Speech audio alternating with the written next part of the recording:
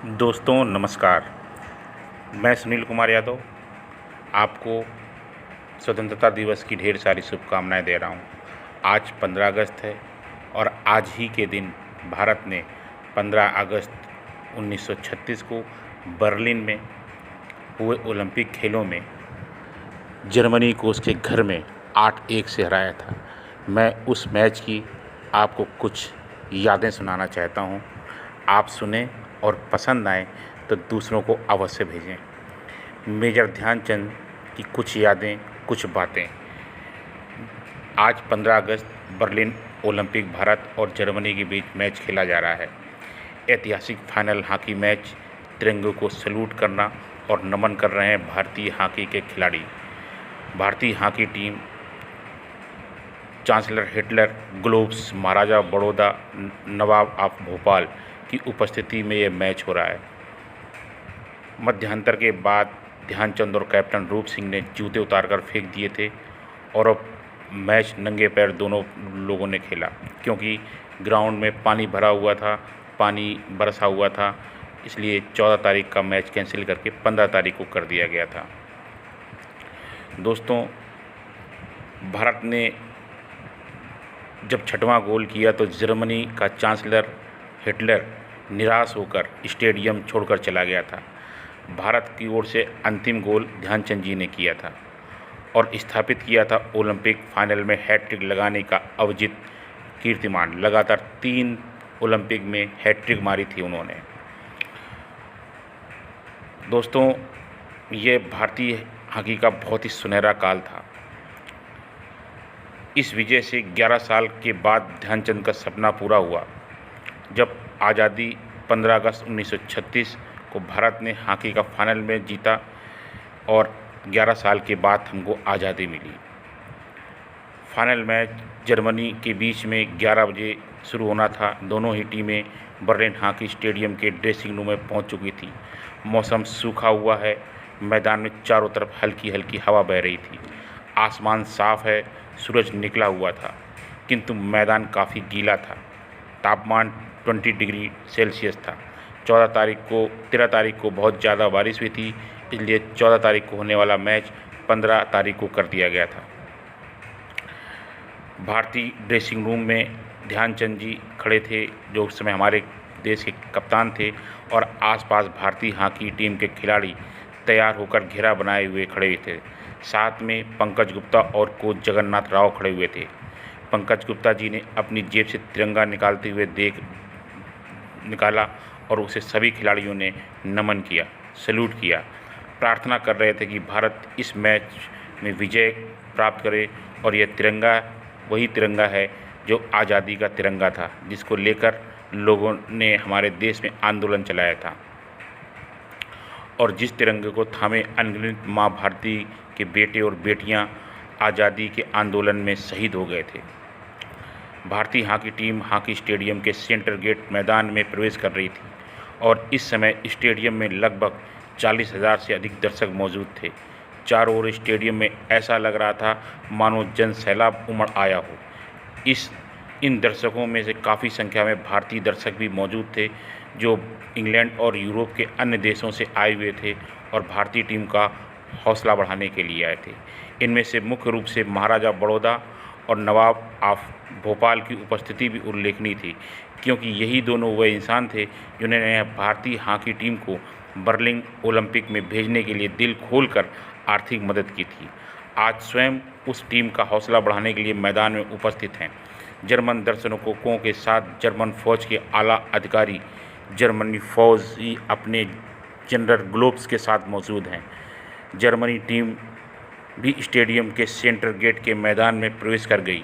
दोनों ही टीमों का उपस्थित दर्शकों ने गर्मजोशी से तालियां बजाकर स्वागत किया। इससे पहले जो मैच था, जिसको हम कह देते हैं प्रैक्टिस मैच, उसमें जर्मनी ने भारत को 4-1 से हराया था, इसलिए जर्मनी के हौसले बहुत ज़्यादा बुलंद थे।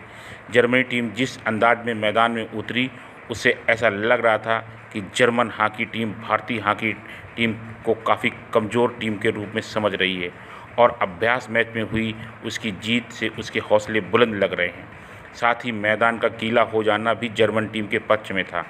इसके कारण जर्मन टीम मैच में अपनी जीत लेकर आसान्वित और आश्वस्त नज़र आ रही थी। भारतीय हॉकी टीम ने आज गोलकीपर के रूप में एलन, राइट फुटबैक के रूप में Tapsell, left full back Mohammad Hussain, right half Babu Nimal, centre of Goodsir Cullen, left half गर्डविल्ड, फॉरवर्ड लाइन में शाहबान Shahabuddin, SI Dara, centre forward के रूप में कप्तान ध्यानचंद, लेफ्ट इन के रूप में रूप सिंह, लेफ्ट आउट मोहम्मद जफर को उतारा। जर्मन टीम में मैसनर, शकेरबर्ट, vice Hamel, Hoffmann, सकमालकस, Keller, जॉन्डर, केमर, doors मौजूद थे। दोनों ही टीमों के खिलाड़ियों ने अपनी अपनी पोजीशन ली और ठीक 11 बजे अंपायरों ने भारतीय गोलकीपर एलन और जर्मन हॉकी टीम के गोलकीपर डोरोज की ओर हाथ उठाकर इशारा किया और बुली ऑफ के लिए कप्तान ध्यानचंद सेंटर फॉरवर्ड वाइस तैयार हैं। सीटी बजी, बुली ऑफ हुई। ध्यानचंद ने बड़ी खूबसूरती से बुली ऑफ में गेंद को निकाला और ध्यानचंद दुनिया में सर्वश्रेष्ठ बुली ऑफ करने वाले खिलाड़ियों में से थे। उस समय गेंद ध्यानचंद राइट विंग से दारा को फेंकी। खेल तेज़ी से हो रहा था, किंतु भारतीय हॉकी टीम खिलाड़ी गेंद पर कंट्रोल करने में असफल हो रहे थे। उनके पैर बार बार फिसल रहे थे और बार बार वो गिर रहे थे और मौजूद जर्मन की रक्षापन जो थी वो बड़े आत्मविश्वास से गेंद को क्लियर कर रही थी और जर्मन टीम लगातार भारतीय गोल पोस्ट पर आक्रमण कर रही थी, जहां Allen, Tapsell, Hussain, Nimal, Cullen, गार्डी बड़ी मुस्तैदी से भारतीय गोल की रक्षा कर रहे थे। 31 मिनट तक जर्मनी टीम ने भारतीय खिलाड़ियों के आक्रमण को विफल किया। गेंद लेफ्ट विंग से मोहम्मद जफर से होते हुए डी के अंदर रूप सिंह को मिली और उन्होंने एक तगड़ा हिट लगाते हुए गेंद को जर्मन गोल पोस्ट में डाल दिया और भारतीय टीम का यह पहला गोल 32वें मिनट में आया। मध्यांतर हो चुका था। मध्यांतर तक भारतीय hockey team Germany hockey team से 1-0 से आगे थी, किंतु कप्तान ध्यानचंद इस गोल की बढ़त से संतुष्ट नहीं थे, क्योंकि जर्मनी टीम मध्यांतर तक बहुत ही मजबूती और कुशल रणनीति के साथ खेल रही थी और जर्मन टीम सदस्यों को इस बात का पता चला जैसे ही कि जर्मन चांसलर हमारा मैच देखने आए हैं, उनका हौसला बुलंद हो गया और इस समाचार से भारतीय हॉकी टीम में चिंता बढ़ गई। दर्शक दीर्घा में बैठे बड़ौदा के महाराज सिया राव जी गायकवाड़ और मैच को बड़ी बारीकी से देख रहे थे। उन्होंने ये बात समझ ली कि भारतीय हॉकी टीम के साथ क्या दिक्कत आ रही है। उन्होंने तुरंत अपने निजी सचिव को बुलाया और ध्यानचंद जी के पास एक संदेश भेजा और उन्होंने कहा, आप परेशान मत होइए, हम आपके साथ हैं, हम आपका मैच देख रहे हैं। ध्यानचंद जी को ये बात सुनकर बड़ा अच्छा लगा। उन्होंने अपने जूते उतार दिए और उनको देखकर रूप सिंह जी ने भी अपने जूते उतार दिए। दोनों ही बिना जूतों के साथ मैदान में उतरे। मध्यांतर के बाद खेल शुरू हुआ। ध्यानचंद और रूप सिंह दोनों ही नंगे पैर खेलने में मैदान में उतर गए और मैच की बुली ऑफ के बाद मैच प्रारंभ हुआ और अब तो भारतीय टीम का स्वरूप ही बदला नजर आ रहा था। ध्यानचंद का गेंद पर अद्भुत नियंत्रण, कलात्मक गेंद का डिस्ट्रीब्यूशन और अपने फॉरवर्ड खिलाड़ियों के साथ जबरदस्त समन्वय बनाकर जर्मन गोल पर लगातार आक्रमण कर रहे थे। जर्मन रक्षा पंक्ति के पास भारतीय आक्रमण को रोकने के लिए कोई रणनीति नहीं दिखाई दे रही थी और आक्रमणों के चलते भारत को पेनल्टी कॉर्नर मिला और भारत की ओर से राइट फुल बैक टॉपसेल ने जोरदार हिट लगाकर गेंद को गोल पोस्ट में डाल दिया। ये 42वें मिनट में हुआ और भारत का गोल ये 42 मिनट में दूसरा गोल आया। भारतीय हॉकी टीम ने एक बार फिर तेज आक्रमण शुरू किए। कप्तान ध्यानचंद ने AI दारा को 25 गज की लाइन से एक आगे पास फेंका, जिसे दारा ने रिसीव किया और सीधे जर्मन डी में प्रवेश किया और उन्हें भारत के लिए तीसरा गोल कर दिया। बुली ऑफ हुई। ध्यानचंद ने गेंद को चुमकी अंदाज से अपनी ओर खींचा और गेंद को लेफ्ट इन रूप सिंह को दे दी, जो इधर उधर देखते हुए तेज़ी से आगे बढ़ रहे थे। उन्होंने गेंद जफर को दी और जफर ने बहुत ही तेज़ी से अकेले ही जर्मनी डी में प्रवेश किया। स्कूप से गेंद को गोल पोस्ट में डाल दिया।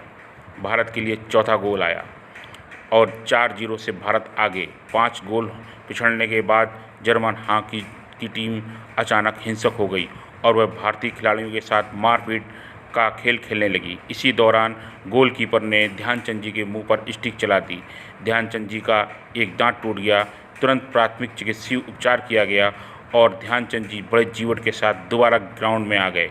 ध्यानचंद ने अपनी टीम के खिलाड़ियों को इस घटना के बाद काफ़ी जो गुस्से में आ गए थे उनको हिदायत दी कि आप अपना नेचुरल गेम खेलें। मैच गोल करने से जीते जाते हैं, चोटों से नहीं। बस फिर क्या, जादुई अंदाज में फॉरवर्ड लाइन के साथ साथ अद्भुत तालमेल से एएसआई दारा से मिले सुंदर क्रॉस डी को अंदर रिसीव करते हुए ध्यानचंद जी ने जर्मन गोलकीपर के बाईं ओर से गेंद को प्लेसमेंट करते हुए भारत के लिए 6वां गोल 53 मिनट में डाल दिया। उधर वीआईपी स्टैंड में 6वां गोल होते ही जर्मन चांसलर हिटलर बुरी तरह गुस्से से मैदान छोड़कर बाहर जाने लगा और मैदान में सवान सहाउद्दीन एएसआई दारा से के पास को रिसीव करते हुए 25 गज की लाइंस के पास खड़े ध्यानचंद को गेंद फेंकते हुए अकेले ही गेंद को नियंत्रण करते हुए जर्मनी डी में पहुंचकर एक रिवर्स फ्लिक से गेंद को गोल पोस्ट में डाल दिया। भारत के लिए 7वां गोल 56वें मिनट में आया और ध्यानचंद का मैच का एक तीसरा गोल। इसके बाद खेल शुरू होते ही एक बार फिर कप्तान ध्यानचंद के रूप में रूप सिंह को गेंद मिली और रूप सिंह ने लेफ्ट आउट जफर को गेंद दी। जफर एक सुंदर क्रॉस से गेंद को जर्मनी डी में फेंकते हैं और ध्यानचंद जी डिफ्लेक्शन से उस गेंद को गोल पोस्ट के अंदर पहुंचा देते हैं और यह भारत का 8वां गोल 59वें मिनट में आया। भारत इस समय जर्मनी से 8-0 की अजेय बढ़त ले चुका था और खेल खत्म होने में अब सिर्फ 11 मिनट लग रहे थे। ऐसा लगता था कि जर्मनी की हॉकी टीम भारतीय हॉकी टीम के सामने घुटने टेक दिए। भारतीय हॉकी टीम के खिलाड़ियों गेंद को नियंत्रण करते और मन माफिक अब मैदान में घुमाते चला रहे थे। मैच चल रहा था। इसी बीच एक कमज़ोर गेंद भारतीय टीम के जर्मनी के फॉरवर्ड वॉइस को मिली और वो गेंद को भारतीय गोल में डाल दिया। यह एकमात्र गोल था जो पूरे मैच में जर्मनी ने किया। भारत ने इस मैच में स्वर्ण पदक जीता और जर्मनी को 8-1 से हराकर। दोस्तों, यह भारत का तीसरा स्वर्ण पदक था और यह खुशखबरी बताते हुए मुझे और अच्छा लग रहा है कि तीनों ओलंपिक स्वर्ण पदक उन्हीं देशों की धरती पर जीते जिन देशों की धरती पर ओलंपिक खेल आयोजित हुए और अर्थात मेजबान देशों को उन्हीं के घर में हराकर भारतीय टीम ने ये कारनामा दिखाया। शेर के घर में जाकर शिकार करना, ये मेजर ध्यानचंद की फितरत थी।